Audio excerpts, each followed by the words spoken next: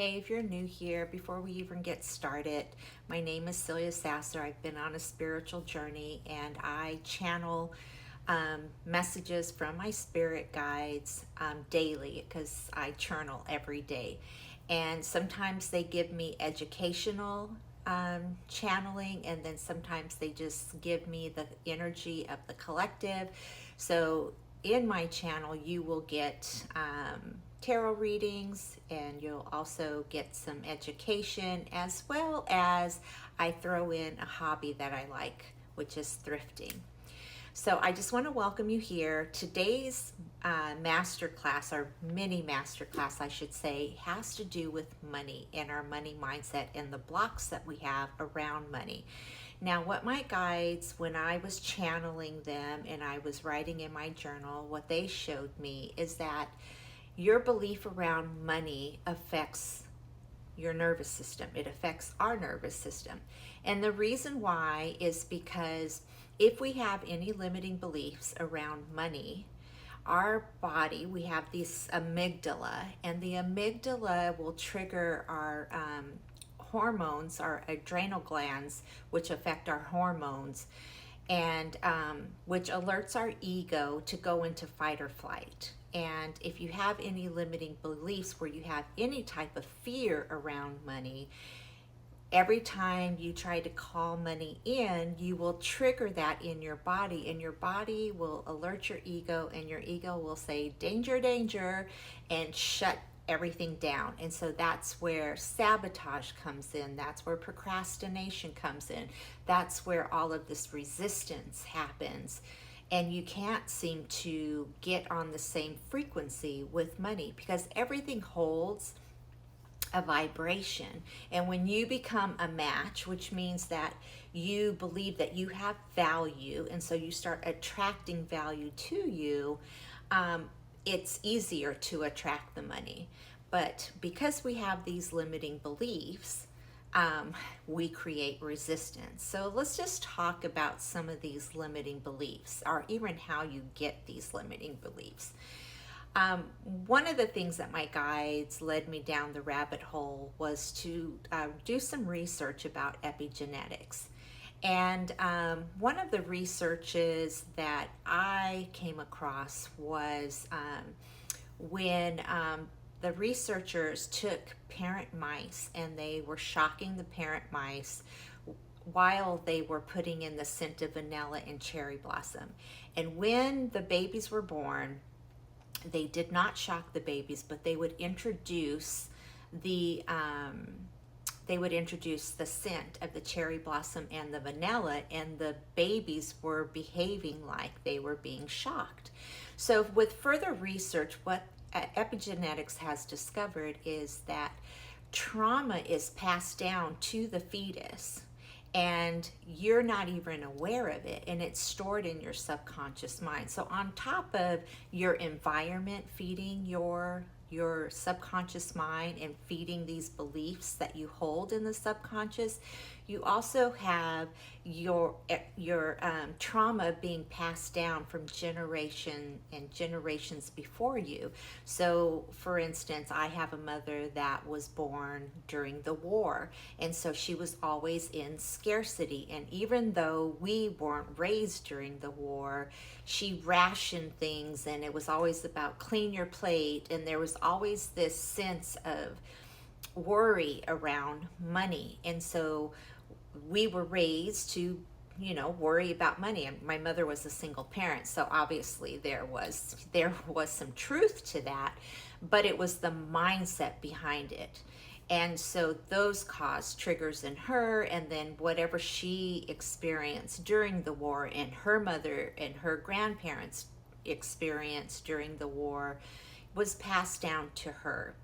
And so you can go back to your down your family lineage and ask some of those questions of where were you being triggered, and where were you, not where you were being triggered, where your ancestors were, and where that scarcity is coming from, and why you keep repeating the cycle. Now, some of those limiting beliefs are feeling like a burden when it comes to money. And so because you feel like you're a burden, you have a hard time receiving. And energy, or money is energy, so it vibrates, it comes to you, so it flows to you. You're attracting everything to you. And if you have a hard time receiving, you will resist the money coming in. If you have a belief that there is a finite pie, that there's only enough for so many people, that will also hinder you to be open to receiving the money coming in. Also, you could have a belief around struggle, and so you have to work hard for your money. And so if you're not working hard for your money, you don't feel like you deserve it. And so there might be some resistance of calling more money in with that. There are so many money blocks and limiting beliefs. But what I want you to know is how your body reacts to it. So your subconscious mind is like a sponge. In the ages of 0 to 7, you were open. And so even as a child, if you were playing and you were in the room with your parents, or even listening to a conversation that your single parent, if you came from a single parent home, was discussing with somebody about money, or arguing with somebody about money, even though you were playing, but you were in the room, your subconscious mind was like a sponge. And so you funneled in all of that information, and it was unconscious. And so if there was an emotion around it, and maybe like the parents started yelling and it startled you and it caused some fear, because there's an emotion attached to it, your subconscious mind stores that memory. And because your subconscious mind is storing that memory, it believes it's real. So even though in this moment in time it's not real, your body is reacting to it that it is real. And so it shuts you down from progress in your life, because you get stuck in a loop. And I talk about loops. Loops are because we think time is linear, but time is cyclical. And if you find that history is repeating itself, it means that you're stuck in a loop. And so what you have to do is you have to change your beliefs so you can break the loop, so you can ascend to the next level. Everyone thinks it's an outside job. You got to do something externally. You got to work hard. You got to get more jobs. You have to do X, Y, and Z in order to attract the money in, but you're chasing it. So that's one of the ways that your nervous system gets affected by money. It's like if you're constantly chasing money, and you are on, your adrenal glands are constantly on, go, go, go, on that fight or flight energy, then what happens is you reach burnout, and then you can't do anything, or you physically get sick because you're working yourself too hard. And it's like anytime there's a thought of money, stress comes with that. And what does stress do? It alerts the amygdala, the adrenal glands, come on board, and you're back in fight or flight. And so your cortisol levels are high, and then you put on weight, and it's just, everything is connected, is what I'm trying to show you here. So when you have these beliefs and you think that money is the cause, then you resist the money. And a lot of times we focus on, like people who have a lot of money, and that it's bad to have a lot of money because of, what we have in our systems reflecting back to us, that the people in power don't really care about people. But there are a lot of people who have money that are good people, and you are a good person. So if you had money, I know you would do good things with your money.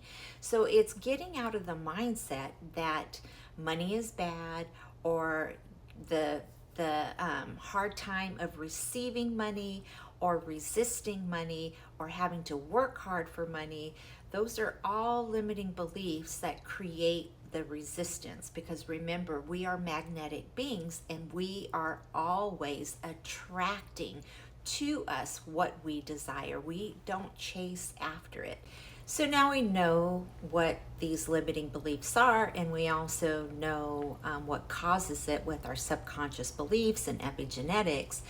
But what the after effect, the aftermath is your relationship with money. So if you find that the minute you get paid, right, the minute you have money in your hand, you have to spend it, it is because you aren't aligned with how you're making your money. You're getting no joy from how you make your money.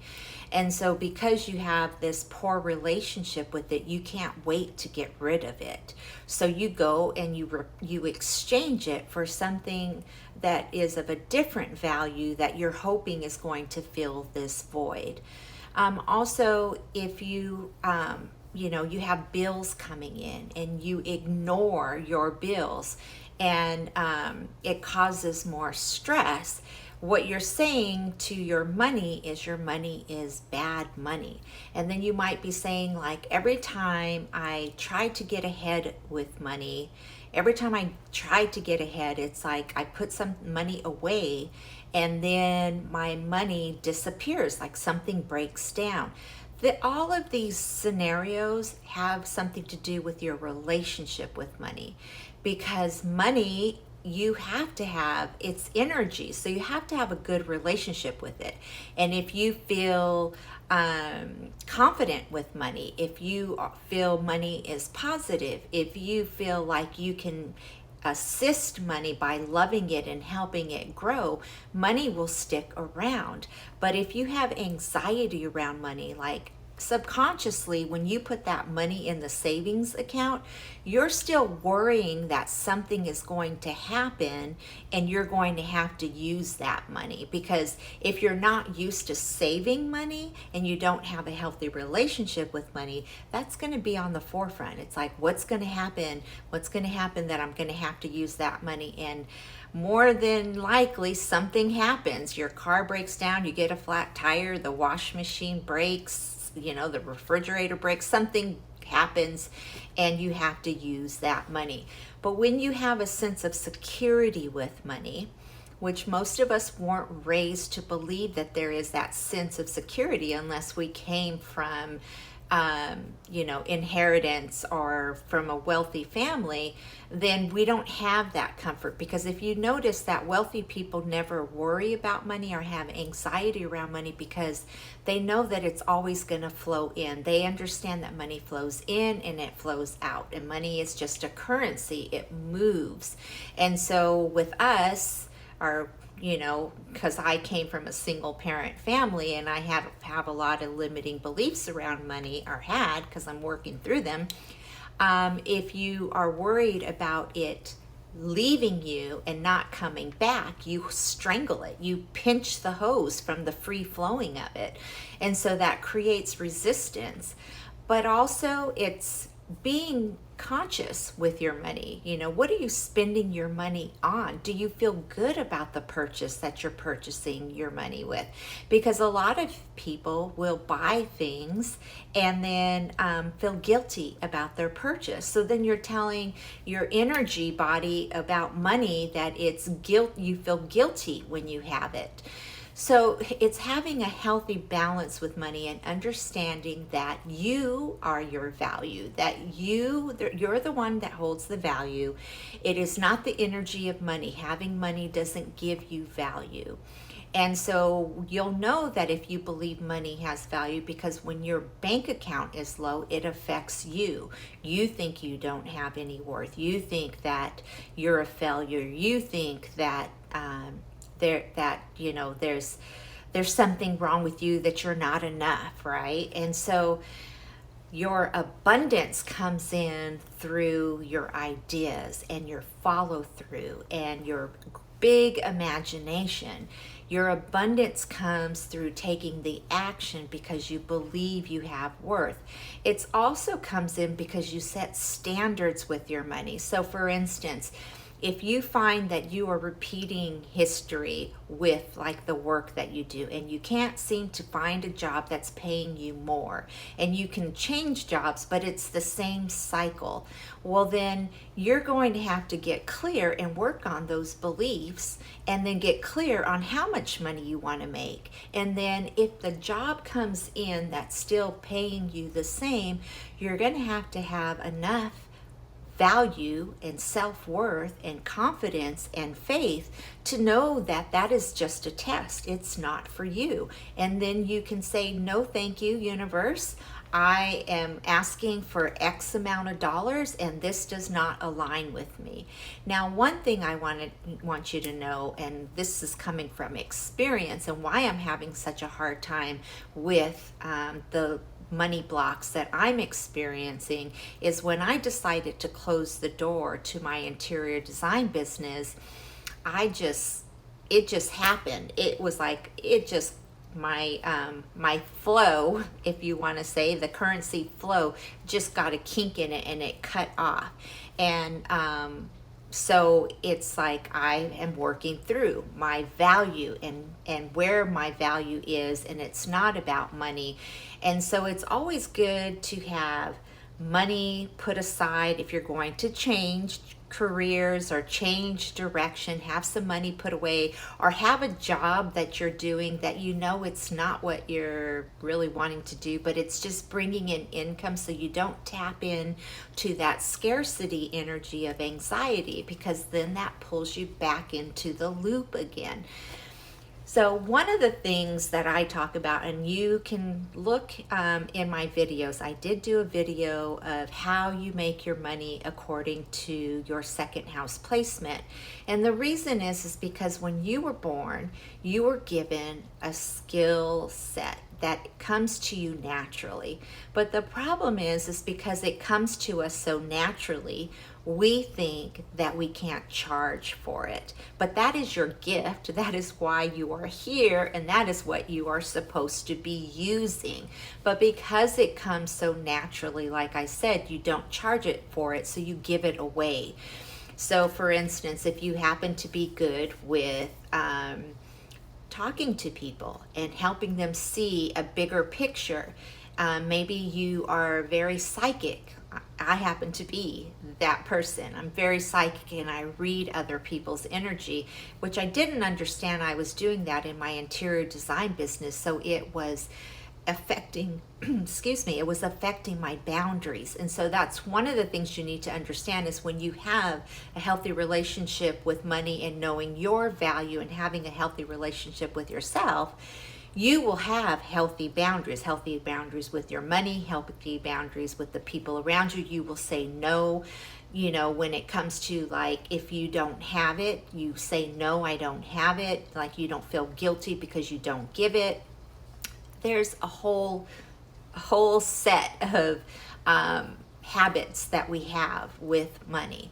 So I do recommend that you have some kind of a nest there to keep you from getting into lack and scarcity, because anytime you have anxiety, stress, worry around money, you're telling your money the same thing. So you want to look at money, because love and money, it really like goes hand in hand. And so what you want to do is you want to have a relationship with your money. So treat your money like you would if you were dating it. Maybe you want to write a love letter to your money. But also you want to know your blueprint, your astrological chart. You want to understand, how do you love money? Because remember, the second house is natural ruler is Taurus, and the natural planet that rules the second house is Venus. And so you got to ask yourself, what do I love? How do I love my money? What do I use it for the things that I love? What kind of relationship do I have with my money? Because when you have a strong relationship with it, then you will invest it, because you know that you have value and you should be investing in yourself.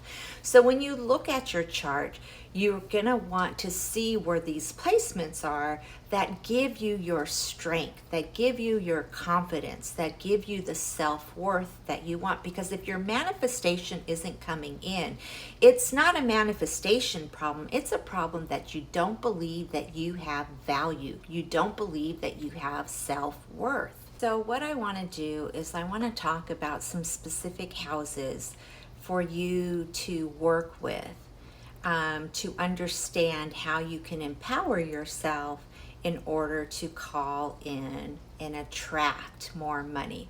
So the first house literally, the first house is one of the houses that you're going to want to concentrate on. And that is because your first house is connected to your ascendant sign, and your ascendant sign is what you show people, what your value is, how people see you. And so this is an innate quality that you have. I happen to be an Aquarius rising. So Aquarius rising is very innovative, visionary energy. So people see me as a visionary because I can think up 1,001 ideas, and I can manifest them. So as a visionary, I have a role to inspire others to trust in their vision. So your first house, that's one of the reasons why. And then also because it is your house of self-esteem and confidence. And it is where you build your character. So you're going to want to get to know who you are, where those placements are, what planets you have in the first house, because it's going to mold you as your character to help you understand your avatar. Because when you're confident, that is when you're your most magnetic. And when you're your most magnetic, that's when money comes to you with ease. We also talked about the second house. The second house is important because it is the house where you make your money, but it also is the house of your skill sets. So you're going to want to understand what your skill sets are that come to you naturally so you can start charging for them. Also, it is ruled by Venus, and Venus is the planet I love. So when you love what you're doing, you easily attract money, and you don't feel the need to go out and spend your money on things that you don't need because you're trying to fill a void, because you're not happy with what you're doing. So that is important to keep in mind. Also, you're going to want to look at your 8th house. I have my notes from my journal when I journaled this whole thing. With your 8th house is your house of transformation. It is also your house of other people's money and how you invest your money, like credit cards, your credit card debt. How do you handle loans? Because your credit card debt will also show you your relationship with money. Because if you have a lot of credit card debt from just spending on things just to fill a void, you will understand that you have a poor relationship with money, and you want to know how to grow your money. So the 8th house will show you what you think about money, how you transform the money, and how you transform your relationship with money, because the 8th house is right after the 7th house, and the 7th house is tied in with Venus because Venus rules the 7th house and Venus rules the 2nd house, and it is about your love of your material things, what kind of relationship you have. So you need to look at what rules your 7th house, what your placements are in your 7th house, because it will tell you what kind of relationship you have with your money. You also want to look at the oppositions, because the 2nd house is your material world and the 8th house is the opposition of the 2nd house. So that's where, what opposing energies do you have? It's also with the 7th house energy. What is opposing the 7th house is your first house, right? It's your ascendant and your descendant sign. It's your belief about your confidence and your relationship with money. So you want to take a look at that. And also your 9th house. What is your philosophy around money? What do you believe about your education? Like, are you stuck on the idea that you have to have this degree in order to make money? Now, of course, if you're going to go be a doctor, of course you need to have a degree. But if you find yourself like, purchasing so many courses, thinking, I'm not ready, I'm going to purchase another course, that is something to look at, because also Jupiter is the ruler of the 9th house, and Jupiter is your luck. It is your expansiveness. It is how you attract money in. So look where you have Jupiter in your chart, as well as your idea about the 9th house. You're also going to want to look at your MC, because your MC, your midheaven, is tied with your 10th house. So you want to understand What is your public reputation? What is important to you? What are careers that are aligned with the ruling astrological sign in your 10th house, and what planets do you have? Because remember, Saturn is the natural ruling planet of the 10th house, which is about lessons and learning your skill,